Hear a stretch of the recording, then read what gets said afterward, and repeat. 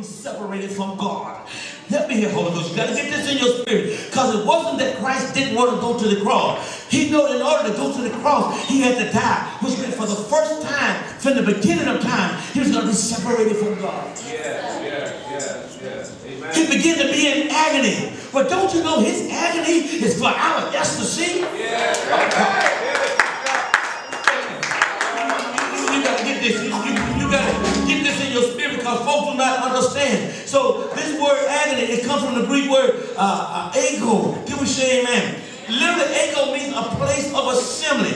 It's a context. Figuratively, you got to deal with anxiety and conflict. In other words, the fight itself is important, but the place of the fight is also important. Right. Why is this important? Because it was in a garden back in the book of Genesis that we sold out to the devil. And it's in the garden of Gethsemane that Christ said what Adam should have said in the garden of Eden. Christ said, not my will, but thy will be done. Adam should have told the devil and his wife, not what your will. Church today said, that makes sense. That makes sense. All right, just still with me. Watch it here. And he began to be in agony, and he prayed more earnestly. And his sweat, it was as great drops of blood falling down to the ground. Now, wait a minute. This is hematosis. Now listen carefully. In the medical field, every time this happens, it is because of tremendous anxiety, tremendous pressure.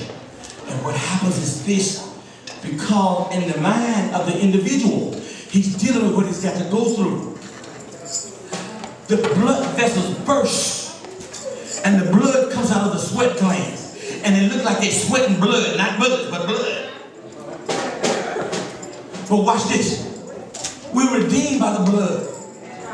And this is the second time Christ sheds his blood. Because the first time he sheds his blood is when he's circumcised on the 8th day. But the second time he shed his blood is in the Garden of Gethsemane. Why? Because it was in the Garden of Eden that we lost control of our will. And what was lost, it was gained back by the blood. See, the blood redeemed back our will.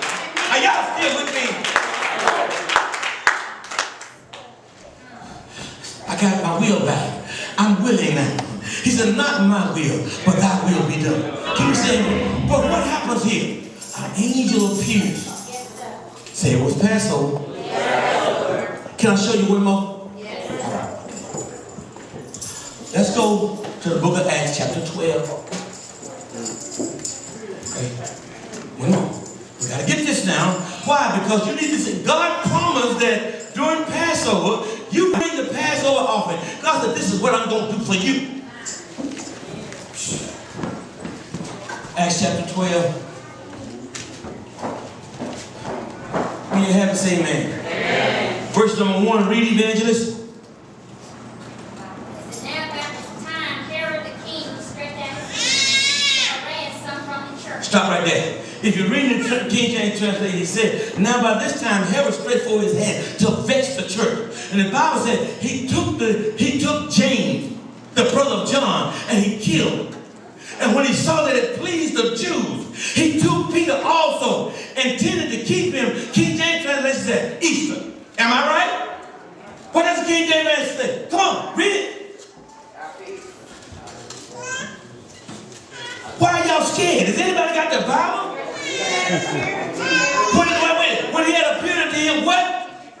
Wait a minute, come on, wait a minute. Listen, he took Peter also, he put Peter in prison, doing what? And delivered him to 4 16 soldiers, read. So you can keep him, intending after Easter to bring him forth to the people. Stop right there. Contended after Easter. Now watch this. This Greek word is translated Easter in the King James translation. It's the Greek word Paschal, which literally means Passover. So now, isn't it amazing how folks try to do wrong right? I'm going to kill you, but I ain't going to do it during Passover season. But as soon as this Passover season is over, I'm going to take you out. Now watch this. It's Passover season here, and so he takes Peter. And this is the only time Easter is found in the Bible, by the way. But it comes from the Greek word Paschal, which literally means Passover. So it was during Passover time that they take James and killed him, and the Jews were so excited about that because they was converting a lot of folks to Christianity. He takes Peter too. Now Peter is the leader of the disciples. So he takes Peter and throws him in the jail between 16 soldiers. Are you still? Read first lady. Peter therefore was kept in prison. Peter was kept in prison. Now this is very important. Peter was kept in prison. Touch your neighbor and say he was locked up, but he wasn't locked out. You ought to clap your hands right there. Some of you got some family members and it's Passover season and they locked out. But you need to tell them that the man of God said they may be locked up, but they ain't locked out because it's Passover. And God breaks bondage during Passover. He brings people out during Passover. If you really receive that revelation, you'll be shouting and praising God. You ought to clap your hands. Somebody that's been locked up don't know that they ain't locked out.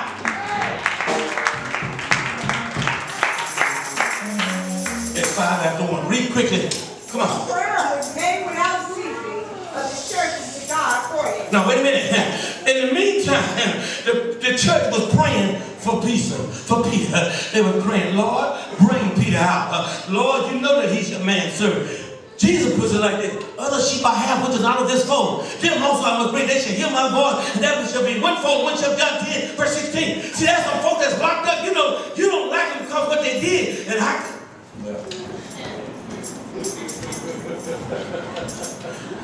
they locked up, but they ain't locked out.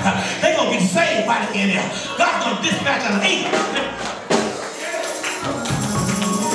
Read. When Herod had brought him forth the same night, Peter was sleeping between two soldiers. Wait a minute. Herod get ready to bring him forth. In other words, Passover is passing, and let's kill Peter.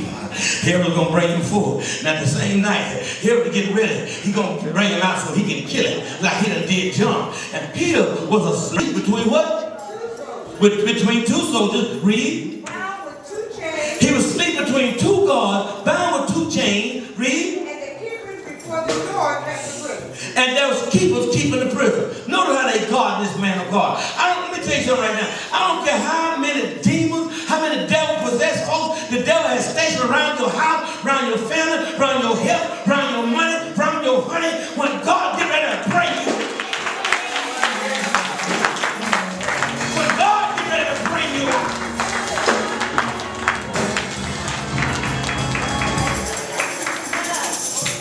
let the church say, I'm coming out. I'm coming out. Yes, sir. I'm coming out. See, that song was prophetic. You just did. Read. Now watch this. Watch this. And behold, what? The angel of the Lord came upon him. Wait a minute. It's Passover season. Here comes that angel. But why do folks say that's bad in the Old Testament? Here comes the angel. Watch this. Read. And a light shined in the prison. Wait a minute. Here comes the angel and a light shine. Now I told you when God was bringing them out of Egypt, they was in between Pharaoh and the Red Sea. The angel becomes light to the people of God and dominant to Pharaoh. Notice here come the angel and here come the light. Touch your neighbors, I can see clearly now. I can see clearly now. Are y'all still with me? Read first, then I gotta get you out of here. Come on. And he smote Peter on the side and raised him up. Wait a minute, the angel smote Peter on the side and raised him up. Now watch this here, because here comes the angel, steps in between the two guards that are guarding, and the guards that are guarding the God, that are guarding the man of God. And nobody sees him.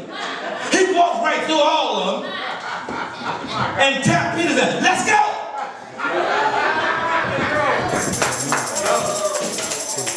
Wait a minute. Some of you missed it. If you're a believer, raise your hand. Okay, now this is very important, because as a believer, you got power. And because you got power, I need you to touch somebody close. Touch them. The person close. I need you to do this. This is prophetic. Touch the person sitting next to you and say, let's go. Say, let's go. Touch them and say, God, get ready to bring us out. Clap your hands. Let's go. Give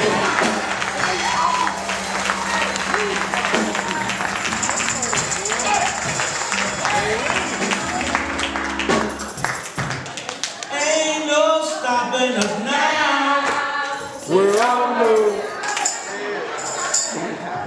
Wait a minute. You got to get this because it's Passover season. And I got to get you prepared.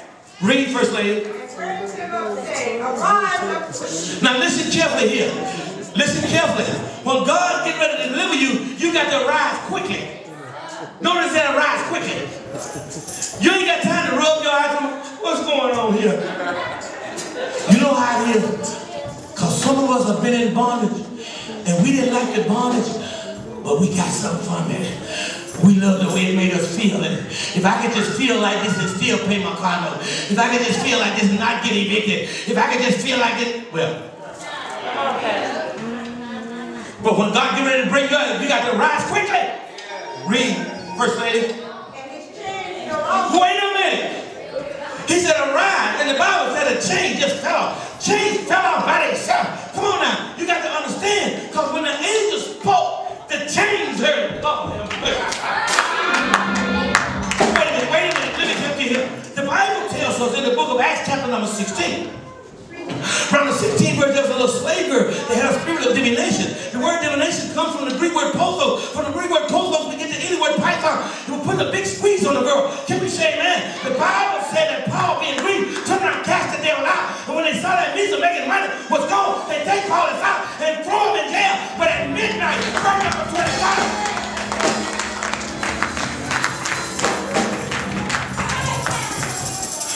Acts 16:25, the Bible says at midnight, they began to sing songs and pray to God, and the prisoners heard them. The Bible says after they began to praise God, see, it was a hot praise. It was a crazy praise. It was a fiery praise.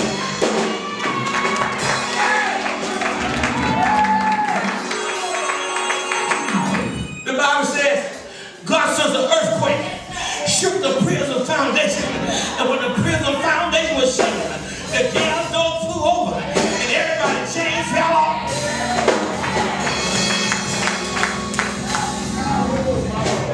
Wait a minute, you gotta get this. Now watch this.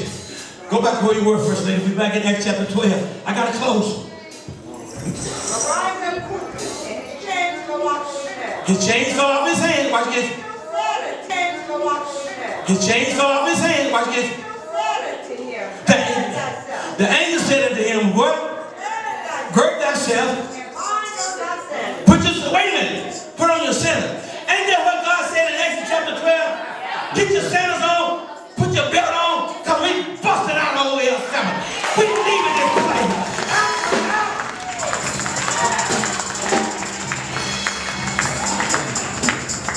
You need to get somebody to cover this case. Because you know somebody that's in jail. But it's Passover season.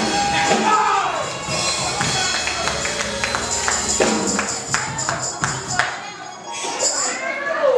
High five somebody and say, this is good stuff. This is good stuff. Yeah. Come on. All right. Now watch this. Read. And so he did. So he did. Watch this. But he said unto him, cast your garment about and follow me. Now watch this. The Bible tells us in Exodus chapter 23, listen, he's going to lead and guide you. So you got to follow him. The next verse tells us to be careful that we obey his voice. Because this angel here is not going to part your crazy, foolish stuff. See, he ain't your mama, your daddy. He's an angel signed by God. He has the power and ability to heal and to forgive.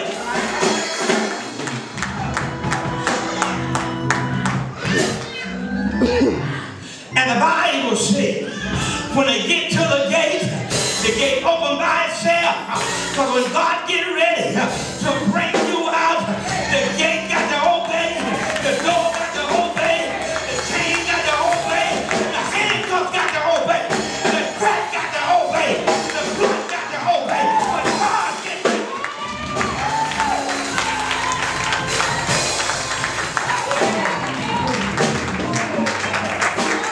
Wait a minute. The Bible said the gate opened by itself. In the meantime, and in between time, and the